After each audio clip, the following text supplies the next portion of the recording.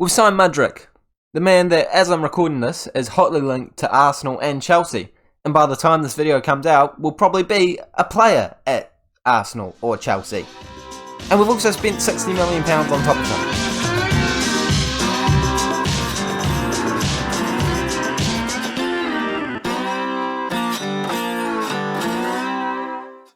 Hey guys, and welcome back to the 15th episode of the FM23 West Brom Save with me, Raxo FM, where today we are playing our first game back in the Premier League against Norwich City away from home for the second time as we are in the promised land. And of course we're going over every single signing we have made during the transfer window, and we have made a lot of them, spending £100 million in total, as well as selling probably at least £100 million worth of players to make our team incredible. We were given about £40 million to spend at the start of the year, and now we still have a wee bit left, but I've made some insane transfers. If you guys are excited for it, please make sure you do smash the like button on today's video, as well as subscribing to the Raxo FM YouTube channel. Can we also smash 20 likes to celebrate bringing back in the Premier League? My words are scrambled. This is the third time I've recorded this, so I'm pushing through to celebrate being back in the Premier League for the second time, and hopefully it gives us some luck.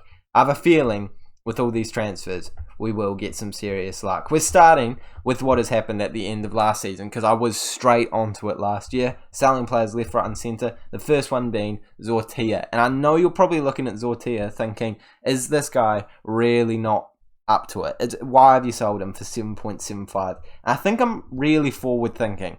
I did want to clear out a lot of players very quickly that I just thought would eventually throughout the season become redundant, because right now, being promoted, having them just had a bunch of first team experience, I feel like they're at the peak of their value. So Dortia was one of those players that started a lot of games last year, but I think is probably just at the end of what we can do with him. So £7.75 million is a great fee to bring in for him. He's the first player that we sold. Then we managed to get rid of another player that is exactly in the same boat, Mason Holgate. We bought him in for just not even £1 million, 825,000. We've sold him for £17 million. And again, we played him a lot last season, but I don't think he is going to be a regular starter or even a rotation player for us for too much longer. So cashing in while we can is a genius move, and to get £17 million is insane for that man. And the last player in the exact same boat, Terzic, has left the club for £10.75 million, an incredible profit. Again, probably not going to be a starter, probably not even going to be a rotation option, so he is sold and we've cashed in well and truly. So 3 great transfers to start with to get us some serious money. And of course we have made some signings to start it off. You know about Mudryk. He was the second player that I bought in, and I'm absolutely thrilled to have him in the squad. His stats in Football Manager, I have to say, are a little worse than I actually thought they would be. But his 18 pace, his physicals in general, I think are going to be the things that put him across the line to be an incredible player. We have paid a lot of money for him, £40 million, and it could eventually rise to 64. We do really need to stay in the Prem. We do really need to stay in the Prem. I don't even know if he has a release clause, to be honest. 46 mil, so actually we'll still make profit if we do get relegated, because I imagine he will be sold. But there's a lot of money to be investing as a newly promoted club. But I think it is a very good place to invest that money. So welcome to the club, Mudryk. He is the star signing, but not the only signing, of course. He was the third signing I made, because I also brought in another winger for the reverse side, Marcus Edwards, who's now a Portuguese player, not capped for the international team, but that could change. Comes in for just £15 million after some decent seasons at Sporting. We all know who this man is. I'm sure you've had him in a Football Manager save at some point. He's going to be our inside forward on the right hand side, and now we have 2 elite left and right wingers. And this man, a much better price, £15 million, could eventually rise to 22, and I think that's a bargain for a player already worth almost double that. What a signing he is going to prove to be, I guarantee it. We've also managed to bring in a couple of youngsters here. I mean, I'm not that excited about them, but they look fine. And this young striker, 24 years of age. Okay, he's not that young, but still, 24 years of age. He's able to play on the left wing, striker and cam. I just really like the stats that he brings to the table. Even though he is only considered to be a good Sky Bet Championship player, I just feel like that's not true. £3.5 million could eventually rise to 6.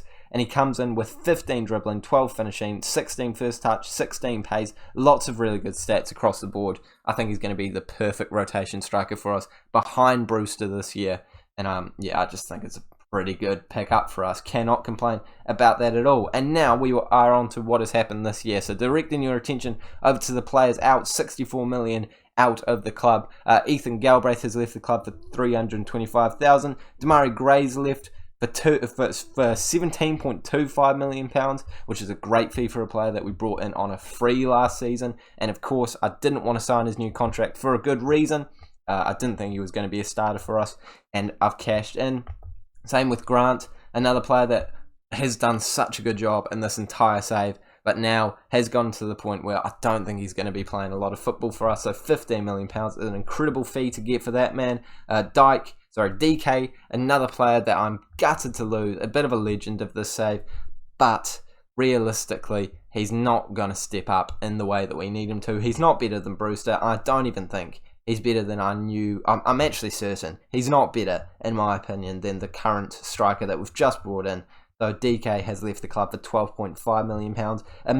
A great signing, I actually think, on a free last season, but got to cash in for £14 million when we're not going to use him much this year. A loan out for Burrito, who is... Burrito.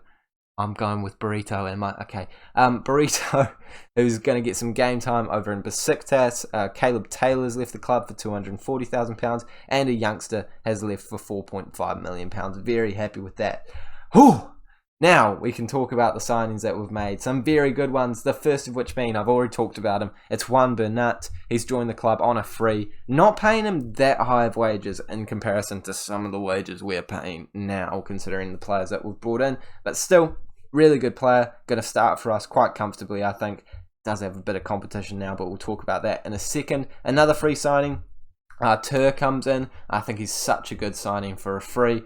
Got experience in the Premier League, got experience all over the board. You know, in the Premier League, in the Ligue 1, in the Serie A, in the La Liga, I meant to say. Of course, in the Champions League too. Got really nice stats.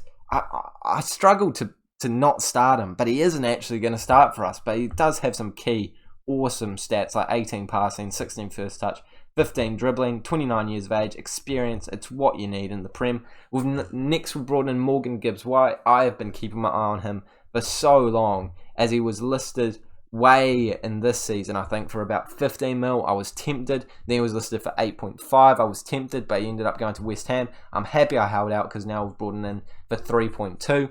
I think he's not going to get a lot of game time, I have to say. But I did really want to give this man a stab in the dark. If we have some injuries, I think he's going to be perfect. I think for such a cheap fee, it's a bit of a decent deal to give a go. Nathan Ferguson's just a bit of centre-back cover, and we're not paying him too much. Another player that we brought in, he was meant to be cover, but he's worth so much. So I'm actually chuffed with bringing this man in on a free. Got a bit of potential, quite decent stats at the moment. So if there are players that are injured, not going to be a bad player to have in our club. I do think this one was a bit of overkill. Angel Gomez, again, he's just more cover. But at this point of the transfer window, I still had like £60 million to spend, and I just kind of was going crazy, and I signed him. He could eventually rise to 12 mil, but I do think it's a really good fee. We will probably make profit on him, but he's not going to get a whole lot of game time. This one, I do think, was a wee bit silly, but still a decent signing nonetheless, and might become a very useful player. Emerson Royale, an incredible right back for us now. And I told you Zortilla was always going to phase out of the club. And with Sanchez in there now, we've got two beautiful right backs. Of course, he's got Premier League, he's got La Liga and Champions League experience with Barcelona. I imagine with Tottenham and potentially even Newcastle if they've done well. But coming in for just £13 million, I think is such a bargain for a player with so much experience, so much ability, and just well-rounded stats across the board. 26 years of age as well, so still plenty of time at the top of his game. £80,000 a week is a lot, but I do back us to stay up this year. I really hope we stay up this year. Another player, another big fee, £11.25 million. It is a centre-back coming in from Galatasaray, originally from Lyon in real life, and he looks incredible. Lukepa, I've never heard of him in my life, but he looks so good.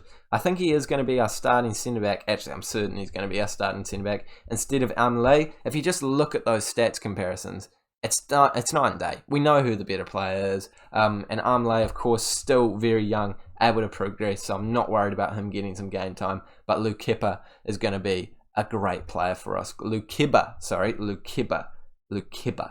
not a P, a B. But yeah, great signing, and 22 years of age, still potential. Left-footed centre-back as well, so it satisfies that need if you need that. And last but not least, it's Juan Miranda. He is the competition against Burnett. I do really think it is going to be a difficult challenge between who is going to start for us, because they're both really good left-backs in their own right. Both Spanish. Miranda, of course, being the younger of the two. But I do think I am going to keep Burnett in just for now. About £4.6 million. I wasn't actually planning on signing another left-back as we renewed the contract of Bertrand. But this man came up. I just thought it was a no-brainer. Really good current ability, decent potential, really good stats across the board. I think he just adds something else to our team that we needed. And it now means that our squad is looking like this. So good. Honestly, it looks like it could be easily a mid-table football team. We just need to get the tactic right. And I'm keeping going with what worked so well for us in the championship, and it is this tactic. Brewster keeps his spot up top. How long he's going to keep that is up to him. If he scores a lot of goals, he'll stay there. If he doesn't, well, we do still have money to think about signing a new striker, so he does really have to start firing pretty soon, I would say. Edwards on the right-hand side, Mudryk on the left-hand side, Almada, Gallagher and Ryder, all still the same midfield trio. Played so well last year. Why would I change it? Emerson Royale, the new right back. Burnett, sorry. Did I call him Bertrand earlier? No, I think I did call him Burnett, sorry. Burnett at left back. Luke Kepa, the new centre back. Next to our man, Anthony, who is still, of course, an elite centre back. Think he's going to do so well. And Lafont in between the sticks. So a bit of a French triangle going on there. Hoping that creates a seriously decent connection and some serious cover in that centre back defensive position. And we're going to need it, as it's our first season back in the Prem. We have a stacked squad, exactly what we would want. I think I've done a brilliant job in this transfer window. And this is why we are only playing one game in this episode, because I've been rambling for so long. Let's give it a go. Let's see how this tactic does. Away from home against a very, very good side. We do have a stacked bench as well, obviously. We've got our new man here, Lincoln, Sabas, Artur, Gilmore, Miranda, Sanchez, Amley, Griffiths as our backup goalkeeper. Even in the reserves, give White, Nino, who I think deserves probably a bit more game time than I've been giving him, as well as Gomez, Bertrand, Arribas, just really good players across the board. Even Getcha, great rotation centre-back option in case we do have injuries. But I think we've done such a good job. This is an elite team. It should stay in the Premier League. Let's find out how we do. And we do have a new captain, by the way. Our new captain is Mr. Lafont, officially our club captain, taking it away from Bertrand because he's not going to get a whole lot of game time. And our backup is Mr. Conor Gallagher. I thought having an Englishman as our backup made sense, being an English football club and also with his experience in the Premier League. It makes sense to me. He's got good team leadership and, leadership in general. So he'll do a decent job as our backup. It was between him and Anthony, but I thought having two Frenchmen as our captain seemed a bit funny in a Premier League season. So given the experience to Lafont, given the experience to Gallagher, makes perfect sense to me. And after just 15 minutes of this game, not seeing any highlights, but we are seeing more shots for us than the Norwich boys, which is what you want to be seeing. Possession is pretty well evenly split, as they definitely come back into the game. We haven't seen our shots go up for some time. We do just see it there, but we'd love to see the first highlight go in our favour. Almada, just coming back from injury, by the way, looking a little tired in that cam position, but obviously with 9 substitutes now, we have plenty, well not 9, we have 9 people on the bench, but only 5 substitutes, but we have plenty of options on the bench. I don't know what to say there. I do think I'm going to set the expectations quite high early doors and tell them I'm not happy with the performance. Let them know that we are actually wanting to compete in games like this. We did not win a single game away from home last time we were in the Prem. But I certainly want to end that right here, right now by getting a win in the first game of the season. Almada is looking tired, so he is going to be the man to make way. And I do feel kind of bad about that, but it's got to be done. Edwards playing a 6.2. Now that is slightly worrying. Instead of bringing him off, I'm going to switcheroo the roles and give Mudryk as the inside forward. I don't like using 2 inside forwards if I can help it, but I do think it might be an option later in the season if I'm feeling like we need it. Miranda's also going to come on for Burnett's. Not that Burnett's been playing bad, but you know, I like Miranda just as much as Burnett. He deserves some game time, and he's on the ball right now. Throws it into Lincoln, into Mudryk. Not a great pass, not a great first highlight to see on camera in the Premier League, as we could be losing the ball here. We do. Robinson picks it up on the left-hand side, tries to find a ball into the mixer, finds a man, plays it in, and they do score. And that does feel a little unlucky. They're not that much better than us, I wouldn't say. Actually, I would argue our team on paper is actually better. But they've just found a way to get through us there, get the ball into the back of the net. Norwich, decent side in the Premier League last year. Got that experience, but I would like to see us defending a wee bit better in that situation. I don't think that there's anyone in that team, apart from maybe Aaron's, that gets into ours. I think we have a really stacked team. We've had the chance to sign a couple of these players, and I've said no to them. So I do think we should be playing better than this. I'm going to make my next substitution with that in mind. We're going to give a debut to this man. I don't know how to say his name. I think it might not be that hard. Balikwisha. I definitely think I'm saying that wrong, but it's the best shot I can do based off the spelling. So Balikwisha is on the team sheet for now. Also thinking about another. It's got to be Edwards. It has to be Edwards. Just because of his such low rating in this game at the moment. It doesn't bode well for him. Let's bring Artur on and bring Ryder into that cam position, because he can do a job there. Lincoln onto the right hand side. We're really mixing up this attacking trio. It does seem a little odd to be bringing off Edwards and Mudryk, who are meant to be our key and crucial players this season, but not doing much right now, so we are bringing them off. But the team in general isn't doing very much right now. It's not a terrible start to the season if this is the end result, but I would definitely like to see us show a bit more heart. We haven't even seen a highlight come our way. It's certainly been a bland affair, but it could be worse. It could be worse, but it is a loss, and it's not the best way to start the Prem. After spending that much money, it's always going to take time for the team to get some serious cohesion in the way that we want. And now I shouldn't be panicking, actually. I really shouldn't be panicking. We lost to a team that had been in the Premier League for a season longer than us, got some serious ability. Actually, I think they've been in the Prem since the start of the save. I think they got promoted in the first season, and then they've been chilling out ever since. Absolutely. So I can't sit here and act like we've absolutely had a shambles there. But they do want a team leaders meeting about Lafont's future. Okay, let me explain. So he wants to go to Tottenham, basically. I've literally signed a new contract with him, but it's one that's going to start the start of next year, because I was just like, I'd rather pay him 40 grand, but I wish I didn't, because now there's still interest. But why would we want to get rid of him, you absolute idiots? Like, he's such a good player. Such a good player. Why would we want to get rid of him? No, I'm not getting rid of Lafont. He'll get over it. I'm not taking that. But dynamics in the club are looking fine. I guess the team cohesion could be a wee bit better. But we do need just a wee bit more time to get the match fitness up, a wee bit more time to gel as a team, and I'm sure it will go the way we want to. Now I'm definitely thinking about Edwards, and mate, I definitely think, I don't know what I was thinking actually. Edwards is not great on the work rate. That's why I had him.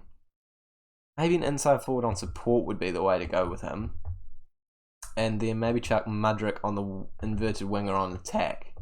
Because Mudryk does have really nice finishing, and I know that's not. Mate, you know what? Nah, screw it. I'm breaking my rule here, and we're just going for 2 inside forwards, one on attack. And you know what? We actually have time. We are showing the next game in the Premier League. This video is only like 20 minutes long so far. You guys will survive. If you want to click off, you can. But for now, for those of you that want to see it, this first Crystal Palace. Let's get a win on camera. I feel like, given how good we were last year, and how we have improved this year, we should be able to beat Crystal Palace. I am very curious right now as to what our season preview. They think we'll finish 14th, which makes me feel really good. Because I agree. I think we are up and in that region.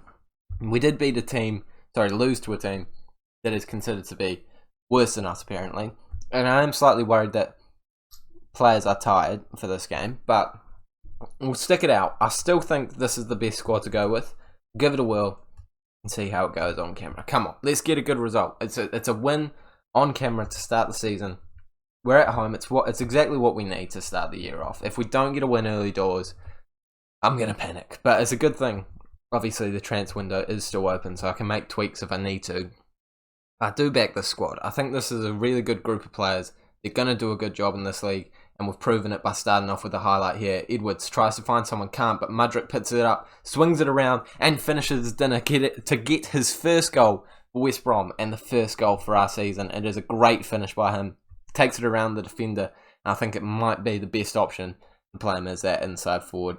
I'm making that judgment off literally one moment of magic, but it's a nice moment of magic. He swung it around, and he's just finished his dinner. It's exactly what you want from your left winger.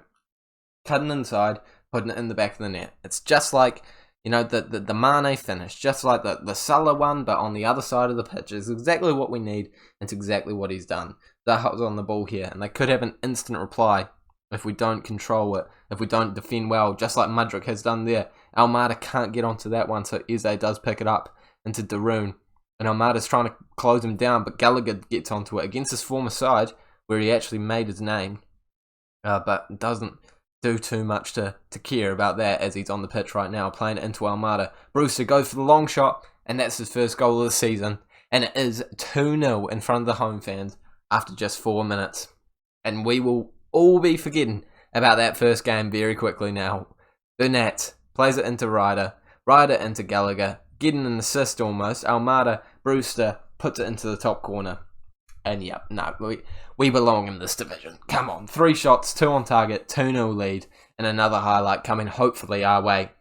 They're on the ball, but after those 2 highlights, I back us to win it back. Zaha's on the right-hand side. No, it's definitely there. Yeah, okay, I got a bit confident there, didn't I? They do still have players that can finish dinner. It's a good goal. It's a good goal, to be fair. It maybe should have been defended a wee bit better. Burnett, maybe a bit of lack of match sharpness, but he shouldn't be scoring from that angle. Actually, I'm now slightly upset. He shouldn't score from that angle. Never. Lafont needs to cover that. A defender needs to get around. It's the only shots that they've had, to be fair. So I'm not going to get too butthurt about it. But come on, boys. Let's step it up. Let's get back onto that momentum that we had in the first 8 minutes. Let's get another goal, another chance for Mudryk. And that's all we need. And we'll finish our dinner. And this is exactly what we're trying to do here by smashing it forward. But Zaha's onto it. Their centre-backs are onto it. And they're creating another attacking opportunity for them. Down this right-hand side. Plays it into Zaha. Into Eze. Eze swings it in. Lafont collects though. And I think that's probably the highlight. Is it? Or is there more to come? If there is more to come, I will take it. Because as long as we hold on to it, we'll have the highlight. Burnett playing it forward and trying to find some space, and he keeps going, but has to play it back to our centre-back at this point in time. I don't mind it. It works for us. And he now finds a forward pass, and Mudryk's gone around the goalkeeper, but can't finish it. But Brewster scrambles up the wee scrambling situation. A lot of mistakes in there, but mistakes that have gone our way in the end. I feel like Mudryk really should have scored that. It's a great ball over the top by Burnett, and to be fair, it's an incredible job to go around the goalkeeper. I think the defender's just gotten a leg in, and then the goalkeeper's got involved. Something's happened. And Brewster's just able to tap it home. Exactly what we needed. A bit of luck. Putting us 2 goals up again. Going into halftime, we'd certainly look like the better of the 2 sides here. 10 shots to their 3. 40% possession though. I would think we'd be a little bit more dominant in the possession realm. But we're doing enough. Great performance so far by Brewster and Mudryk in particular. And now we are getting some tired legs out there. Ryder, Mudryk, even Emerson Royale do look a wee bit tired, and I do think substitutes are going to be having to made quite early in this one just to make sure everyone's okay, because we do have Chelsea in a couple of days. I don't know why it's so congested this early on in the season, but it is, and we're going to have to deal with it. And they're in now. Great save by Lafont, and he even catches it. Now we are going to make those substitutes. Mudryk, you've done exactly what we need. So you're coming off now. Let's bring Lincoln on. Let's also bring Gilmore on, give him some time, and I am worried about Emerson. So Sanchez, really low in match sharpness, deserves some game time.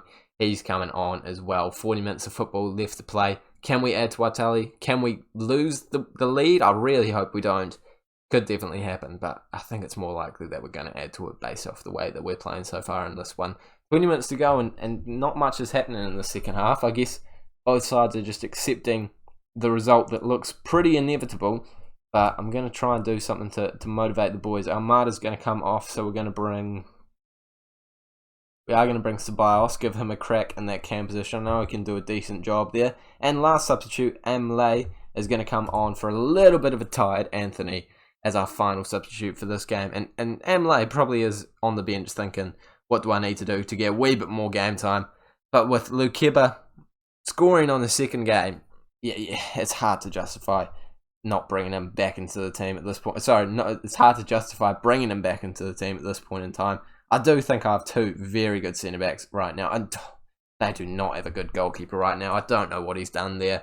But he's basically just said to the man in between, the man in front of the goal, have a go, have another crack. And he places it right into the bottom corner, makes it 4-1, sends Crystal Palace near the bottom of the table, and sends us right up where we want to be. And we could even add another one here. I back us to win the ball back here. Wimmer's on it, marching forward. But Sanchez intercepts, does lose it straight after again, doesn't really intercept it. Kind of more just blocks it. And Rui actually does look like he's... Yeah, no, okay. That is horrific. That is really, really bad, Lafont. I hope at the very least that deters Tottenham from wanting you, because that is just not what we want to be seeing. A 4-2 win is still very good, but the ball's right in front of you, and you have literally dived the wrong way. There's not much more you can say than that, really. It's a good performance, but Lafont, sort your head out. I know you want to transfer, but you're not getting a transfer with things like that going on. But Brewster scoring 2 is beautiful. Mudryk with his first goal of the season is beautiful, and an all-round decent performance is absolutely beautiful. Are they not interested anymore? No, they're still interested. Fair enough. I mean, I still would be too, but that was pretty horrific. Okay, we will come back at some point later in the season, probably around this Manchester City game and the Everton game. See if we can get a massive upset here. See if we can get a win against a side that we hopefully should be able to get a decent result against at the very least. We don't have the worst run to start the season off. No, we actually do have quite a shambolic run. It is quite bad. Chelsea, Aston Villa as a break, away from home against Leicester, who I imagine are still very good in the save. Liverpool, Man City, Everton, then Arsenal. Then we get to relax a wee bit, but not before our form is probably absolutely shattered. But at least we've won our first game, we've got that monkey off our back, and we can move on. If you guys have enjoyed this episode and looking forward to the save coming up throughout this FM year, please smash the like button as well as subscribing. Don't miss the next episode where we will be making more transfers and of course playing those games. I'll see you all later.